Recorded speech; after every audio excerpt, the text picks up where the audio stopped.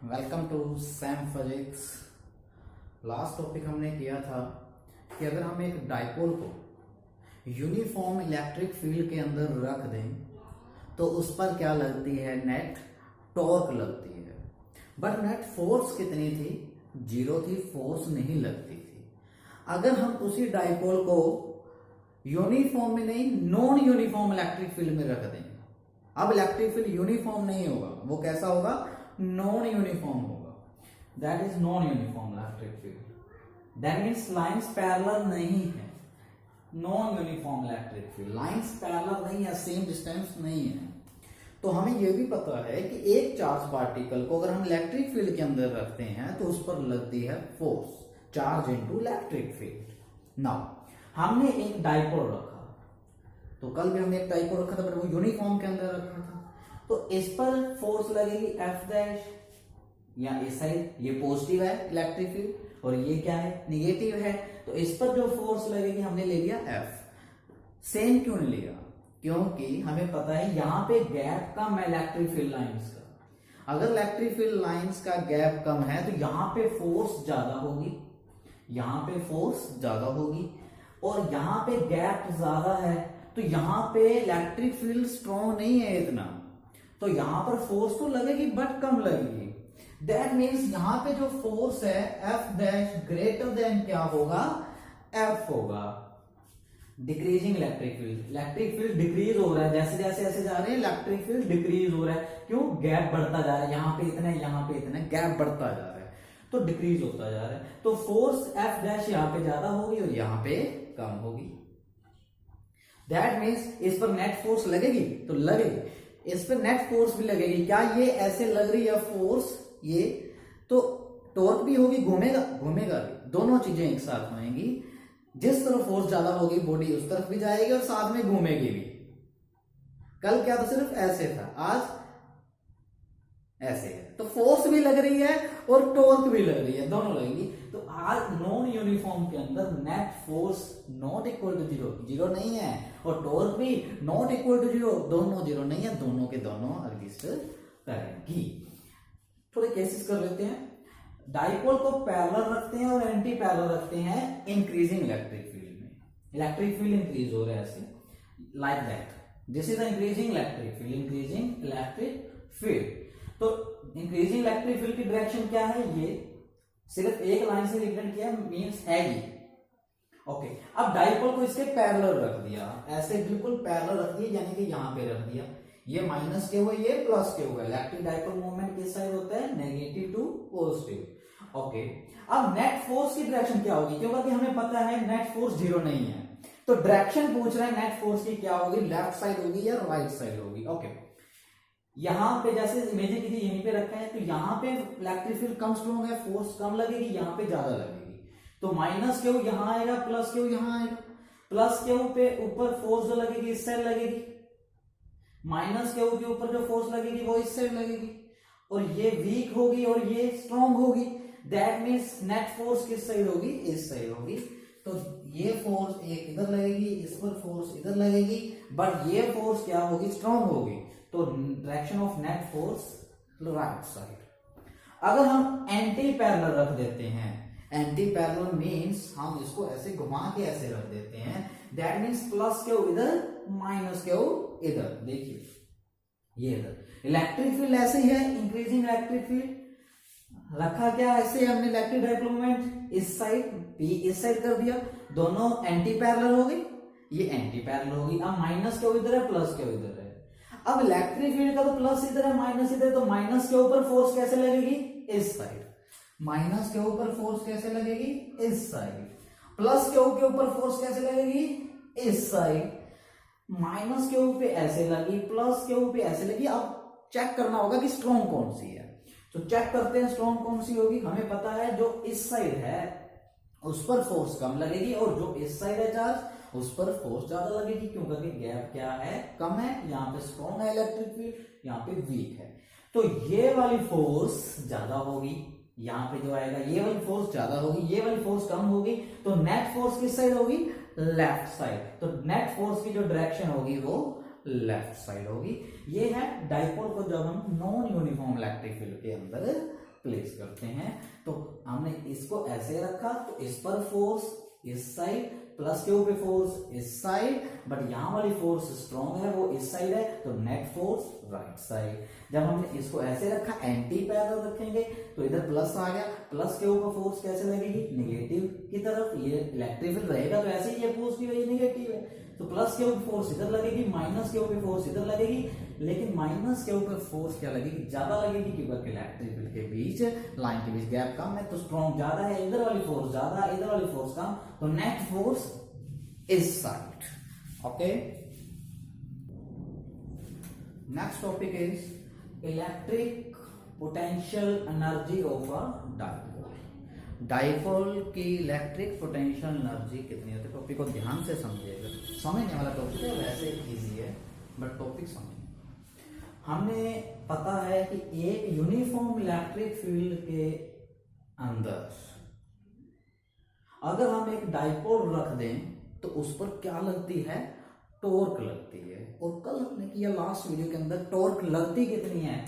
P E sin theta. What is P? Dipole moment. E is electric field and angle between them sin theta. ये हमें पता है। अब देखिए हमें एनर्जी निकालनी है, तो एनर्जी जो निकालनी है वो हमें पता है वर्क के इक्वल होती है। दैट मीन्स हमें वर्क निकालना है, दैट मीन्स हमें वर्क निकालना है। ओके, पोटेंशियल एनर्जी कब आती है? जब हम किसी फोर्स के अगेंस्ट काम करते हैं, तब उस बॉडी के अंदर जो एनर्जी स्टोर होती है वो कैसी एनर्जी होती है? इलेक्ट्रिक पोटेंशियल एनर्जी होती है। जब हम किसी फोर्स के अगेंस्ट वर्क करते हैं तो वो जो वर्क होता है दैट इज पोटेंशियल एनर्जी। हम इसमें भी कुछ अगेंस्ट वर्क करेंगे फोर्स के, देखिए कैसे। वर्क का फॉर्मूला क्या होता है? सिंपल देखें, जब ट्रांसलेशनल की बात होती है तो force into displacement, force into displacement. अगर फोर्स वेरिएबल होती है, प्लस वन के अंदर बहुत अच्छे से करवाया जाता है ये कॉन्सेप्ट, अगर पता है तो दिक्कत नहीं आएगी डेरिवेशन के अंदर, थोड़ा सा बता रहे हैं। फोर्स अगर कांस्टेंट है तो डायरेक्ट यही फॉर्मूला अप्लाई हो जाता है। अगर फोर्स वेरिएबल हो, अगर फोर्स वेरिएबल हो तो मेथड लगता है इंटीग्रेशन का। मेथड कौन सा लगता है? इंटीग्रेशन का। तो इंटीग्रेशन मेथड लगता है तो पहले हम क्या करते हैं? स्मॉल वर्क डन निकालते हैं, फिर टोटल वर्क डन उसका इंटीग्रेशन करके निकाल देते हैं। ओके, अब ये तो है ट्रांसलेशन की बात। और अगर बॉडी रोटेट हो रही हो, नेट फोर्स तो जीरो ही है उसमें, नेट फोर्स तो जीरो है, तब वर्क का फॉर्मूला क्या होता है? टॉर्क इनटू फोर्स क्या बन गया? रोटेशन की फॉर्म में टॉर्क बन गया। डिस्प्लेसमेंट रोटेशन की फॉर्म में क्या बन जाएगा? Angular displacement, that means theta, angular displacement. अगर टॉर्क कांस्टेंट है तो फॉर्मूला सिंपल अप्लाई हो जाएगा। अगर टॉर्क वेरिएबल है तो मेथड लगेगा इंटीग्रेशन। मेथड कौन सा लगेगा? इंटीग्रेशन वाला मेथड लगेगा। चेक करते हैं कि टॉर्क वेरिएबल है। ओके, अगर हम इसको यहां पे रखते हैं इस एंगल पे तो टॉर्क जो भी होगी, इस एंगल पे रखा तो टॉर्क क्या सेम होगी? अगर इस एंगल पे रखते हैं तो टॉर्क क्या सेम होगी? इस एंगल पे रखते हैं टॉर्क क्या सेम होगी? नहीं, सब में डिफरेंट होगी। यहां पे है तो ऐसे इतनी, यहां पे है तो ऐसे, यहां पे है तो ऐसे। कल हमने केसेस भी किए कि 90 डिग्री पे टॉर्क मैक्सिमम होती है, 0 डिग्री पे टॉर्क मिनिमम होती है। That means torque is a variable, torque is variable. Theta change होता जाएगा, टॉर्क भी चेंज होती जाएगी। That means torque is variable. तो अगर हमें वर्क डन निकालना है तो मेथड कौन सा लगेगा? इंटीग्रेशन मेथड लगेगा। कौन सा मेथड लगेगा? इंटीग्रेशन। और इंटीग्रेशन मेथड के लिए हम क्या करते हैं? पहले हम स्मॉल वर्क डन निकाल लेंगे, आफ्टर दैट उसका इंटीग्रेशन करके टोटल वर्क डन आ जाएगा। अगर हम टॉर्क के अगेंस्ट वर्क करेंगे, फोर्स के अगेंस्ट करते हैं तो वो वर्क पोटेंशियल एनर्जी होता है, इसमें टॉर्क के अगेंस्ट करेंगे। जो टॉर्क के अगेंस्ट जो वर्क किया जाएगा वो वर्क कौन सा होता है? Electric potential energy. तो पोटेंशियल एनर्जी क्या निकालेंगे हम? टॉर्क के अगेंस्ट वर्क करेंगे। मेथड कौन सा लगाना पड़ेगा? टॉर्क वेरिएबल है, इंटीग्रेशन मेथड, बस डेरिवेशन होगी, बस इतना ही समझना था। तो नाउ स्टार्ट करते हैं। If small amount of work done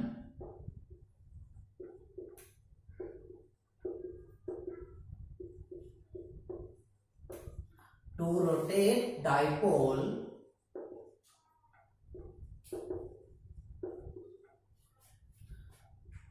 by d theta, d theta means small angular displacement के लिए हमने रोटेट किया अगेंस्ट द टॉर्क, टॉर्क के अगेंस्ट वर्क किया, तो स्मॉल वर्क डन कितना हो जाएगा,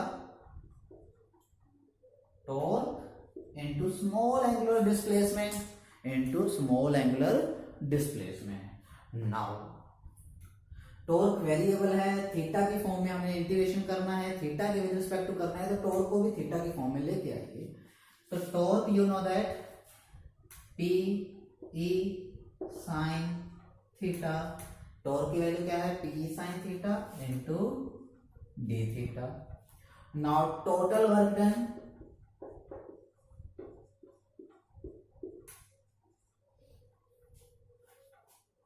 to rotate dipole from theta 1 to theta 2, कहीं से हम बाद में केसेस बना लेंगे, थीटा 1 क्या है, थीटा 2 क्या है। तो टोटल वर्क डन लिमिट्स क्या आ गई, थीटा 1 से theta 2, P is constant, electric field is also constant, uniform लिया है, sign theta D theta. Now sine theta का इंटीग्रेशन क्या होता है, minus cos theta, minus cos theta, minus cos theta होता है upper limit minus lower limit. Limits कैसे put की जाती हैं, upper limit minus lower limit, minus lower limit minus minus plus. Now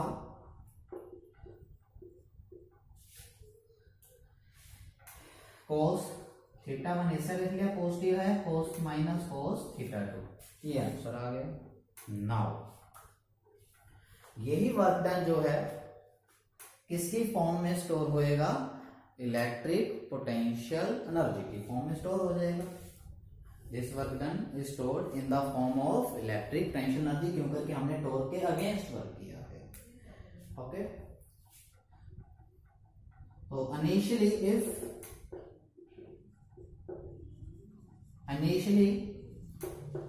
theta 1 is 90, initial angle कौन सा है, theta 1। तो अगर वो 90 डिग्री पे है, केसेस करते हैं, थीटा 1 को हमने 90 ले लिया, थीटा 2 कितना भी हो सकता है, 0 लेंगे, 90 भी लेंगे, 180 भी लेंगे, फिर हम कैलकुलेशन करेंगे। तो उसके केसेस करते हैं। अगर थीटा 1 90 फिक्स कर लिया तो थीटा 2 क्या हो गया, थीटा, बिकॉज 1 2 अब रहा ही नहीं, तो आप सिंपल मेंशन कर सकते हैं थीटा। तो पी ई cos 90 इज 0, तो minus PE cos theta, minus PE cos theta. यही work done, this work done is stored in form of electric potential energy U।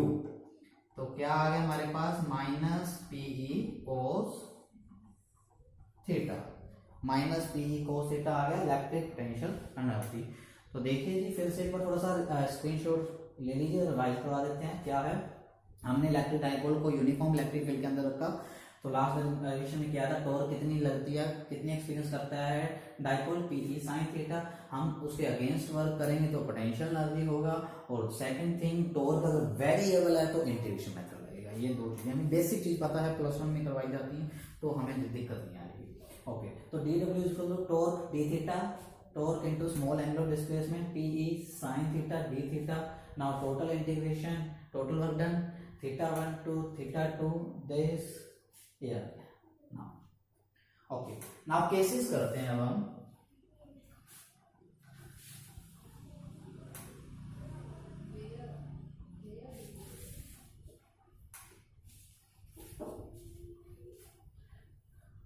तो इलेक्ट्रिक पोटेंशियल एनर्जी हमारे पास जो आई है वो क्या आई है, minus P E cos theta.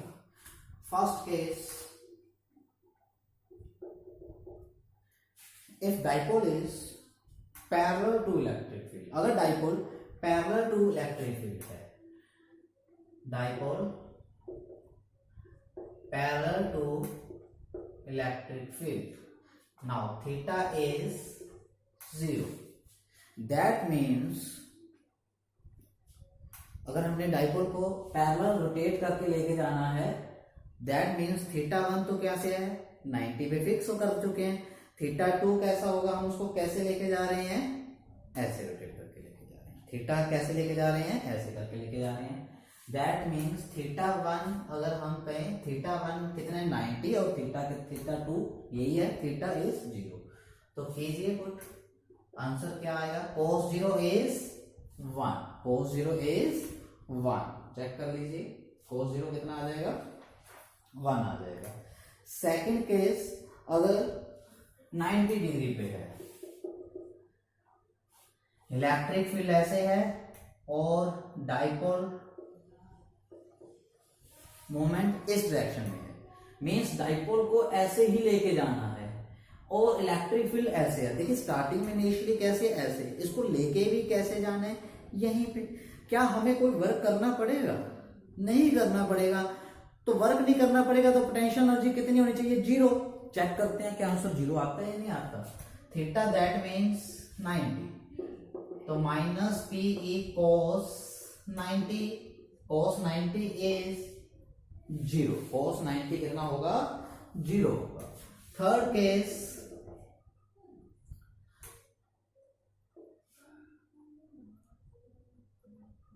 Electric field इस साइड है, अगर डाइपोल हमने ऐसे प्लेस कर दिया, डाइपोल एंटी पैरेलल हो गया, ऐसे डाइपोल रख दिया और ऐसे इलेक्ट्रिक फील्ड रख दिया, तो देखिए ये थीटा कितना होगा 180, तो माइनस पी ई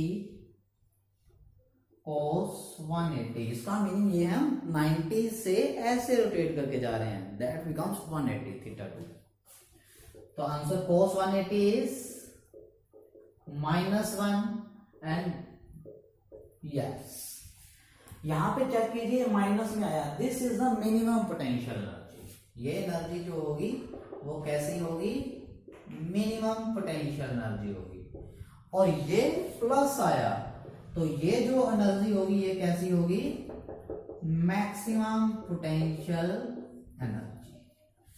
क्वेश्चन क्या होता है देखिए, इक्विलिब्रियम स्टेबल इक्विलिब्रियम कौन सा है, अनस्टेबल इक्विलिब्रियम कौन सा है, ध्यान से देखिए, minimum potential energy always maximum stability, ध्यान रखें हमेशा के लिए, minimum potential energy maximum stability, maximum potential energy minimum stability, कैसे चेक करते हैं थोड़ा सा। अब देखिए अगर पैरेलल लेके जाना है, 90 पे है, हमने कैसे लेके जाना है उसको, पैरेलल ऐसे लेके जाना है 0 डिग्री पे, अब 0 डिग्री पे लिया, आप इसको थोड़ा सा हिलाइए ऐसे, क्या वो अपनी पोजीशन पे वापस आएगा, आएगा, क्यों करके एक फोर्स ऐसे लग रही है, एक फोर्स ऐसे लग रही है, वो अपनी पोजीशन पे क्या आ जाएगा, वापस आ जाएगा, इधर हिलाइए, अपनी पोजीशन पे वापस आएगा, आएगा, यस, अगर हम उसकी पोजीशन को स्लाइटली डिस्प्लेस करें और वो अपनी पोजीशन पे वापस आ जाए, तो वो इक्विलिब्रियम होता है, स्टेबल इक्विलिब्रियम। जैसे प्लस वन में बताते थे, एक बाउल के अंदर एक स्टोन है, यहां पड़ा है, अगर हम उसको ऐसे स्लाइटली डिस्प्लेस करेंगे तो ये ऐसे ऐसे करता करता अपनी पोजीशन पे वापस आएगा, स्टेबल इक्विलिब्रियम होगा। अगर बाउल को उल्टा कर दिया जाए, ऐसे थोड़ा सा डिस्प्लेस करें, तो क्या ये यहां से कभी वापस आएगा, नहीं आएगा, तो अनस्टेबल इक्विलिब्रियम होता है। तो यही हम कह रहे हैं, स्टेबल इक्विलिब्रियम कौन सा होता है, पोजीशन थोड़ी सी डिस्प्लेस कीजिए और वापस आ जाए। अब देखिए 90 पे था, ये केस कर रहे हैं 0 पे, इसको लेके गए ऐसे, अब थोड़ा सा इसको ऐसे करो, ऐसे करो, तो वो वापस अपनी पोजीशन पे आ जाएगा, that means this equilibrium is stable equilibrium.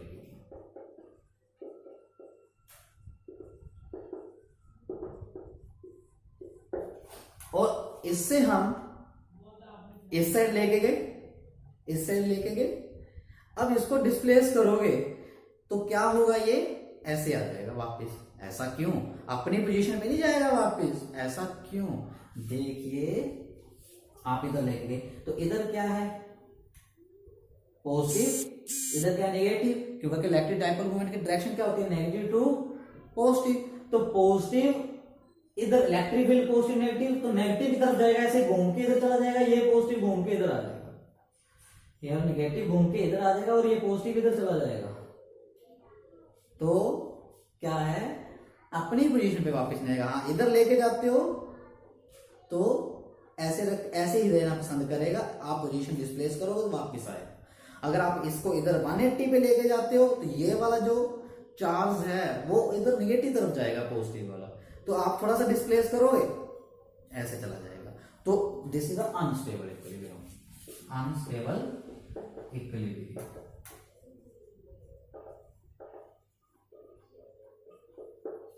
वैसे भी एक एग्जांपल और देते हैं, यहां पे पोटेंशियल एनर्जी मैक्सिमम है, mgh होती है, मैक्सिमम है, क्या स्टेबल है? नहीं है। अर्थ पे मिनिमम है, स्पेसिफिक अगर हमने अर्थ को माना हुआ सरफेस, तो अर्थ पे क्या होगी? मिनिमम होगी। तो क्या स्टेबल है? बिल्कुल स्टेबल है। तो वही है minimum potential energy maximum stability, maximum potential energy minimum stability. तो ध्यान रखें दिस इज अनस्टेबल इक्विलिब्रियम और this is the stable equilibrium. Question आता होता है स्टेबल इक्विलिब्रियम कब होता है या उसमें पोटेंशियल एनर्जी कितनी होती है? जब हम 90 डिग्री से 0 डिग्री पे लेके जाते हैं रोटेट करके, तब आता है स्टेबल इक्विलिब्रियम। 0 डिग्री से एंटी पैरेलल लेके जाते हैं इलेक्ट्रिक फील्ड के डाइपोल मोमेंट को, तो आता है अनस्टेबल इक्विलिब्रियम। ओके, तो यहाँ पे देखिए होगा कंप्लीट, समझ में आएगा, स्क्रीनशॉट ले लीजिए, वीडियो को लाइक जरूर कीजिए। Thank you very much.